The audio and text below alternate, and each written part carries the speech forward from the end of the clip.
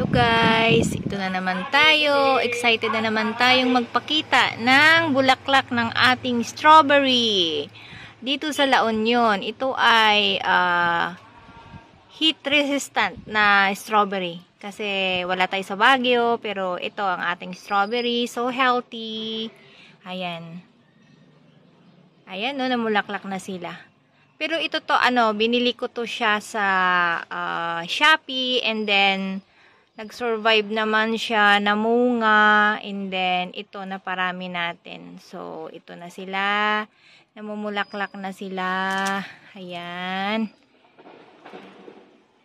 Ayun. Ito, wala pang bulaklak. Ito, mayroon na naman. Ay, saan? Makita. Ayun, nandoon. Ayan. Saan pa? Wala pang bulaklak ang mga yan. Dito. Ayun, nakikita yung bulaklak. There. Ouch. There. Ayan. So, dito, petunia, tsaka strawberry na ang ating tanim. Meron po doon. Tapos ito, mga ready to plant na naman ang mga yan. Kung sinong yung gustong bumili, 20 pesos lang yan. Ayan. Punta lang kayo sa Sevilla. Bili kayo.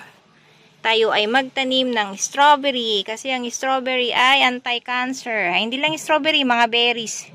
Pero syempre, dito sa atin, dito sa Pilipinas, wala tayong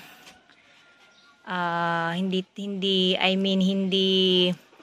pwede lahat ng klase ng berries. So, kung ano ang available, o ano ang pwedeng mamunga dito sa atin, yun lang itanim natin.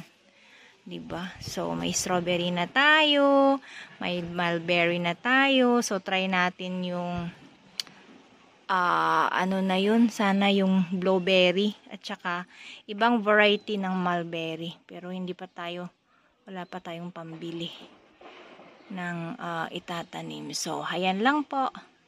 Bye-bye! Update ko kayo pag nahinog na.